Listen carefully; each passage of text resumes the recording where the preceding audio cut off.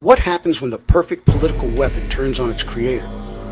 For years, Donald Trump used the Jeffrey Epstein scandal to hammer the deep state.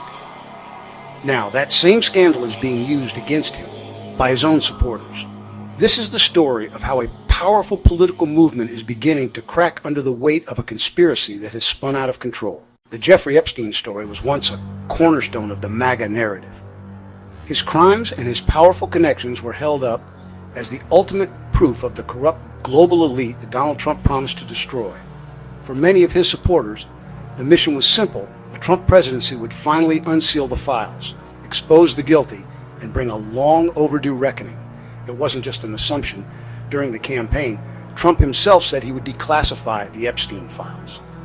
Of course, this promise came with a complicated backstory.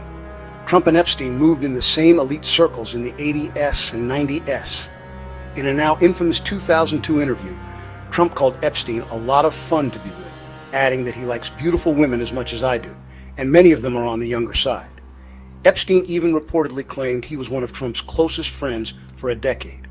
While their friendship apparently soured over a business deal in the mid-2000s, and Trump has since said he banned Epstein from Mar-a-Lago, that shared history planted a seed of political vulnerability that is now coming to a head. The first major crack in the MAGA Epstein narrative appeared this past February.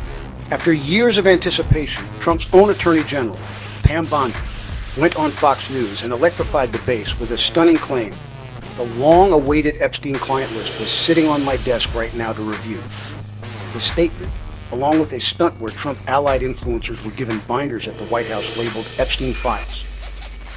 Phase 1 signaled that the moment of truth was finally at hand.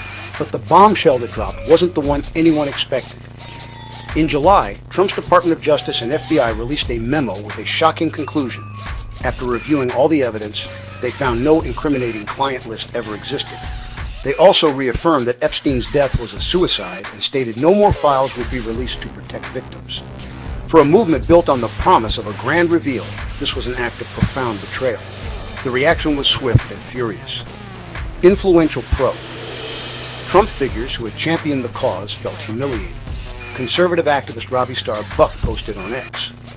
Was she lying then, or is she lying now? We deserve answers. Under pressure, Bondi clarified that she was only referring to the entire case file on her desk, not a specific list. But the damage was done. The man who promised to expose the swamp was now being accused by his own side of perpetuating the cover-up. This internal chaos created the perfect opening for an old Trump ally turned rival, Elon Musk. As his own relationship with Trump frayed, Musk began to weaponize the Epstein issue on his platform, X.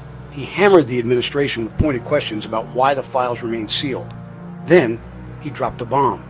In a since-deleted post, Musk alleged without evidence that the real reason the files weren't public was because Trump himself was implicated in them. While Musk later admitted he had gone too far, he had already tapped into a deep vein of disillusionment. His accusations spurred Democrats in Congress to officially demand that AG Bondi release any files mentioning Trump, cranking up the political pressure. The feud exposed a dangerous fracture, a growing part of the MAGA base that is openly questioning their leader's commitment to his own promises.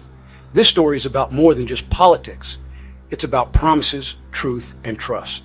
If you believe in digging deeper, like this video, subscribe for more investigations, and share this with people who need to know what's really going on. The Epstein connection has mutated from a political tool against Trump's enemies into a source of internal rot, threatening the MAGA movement itself.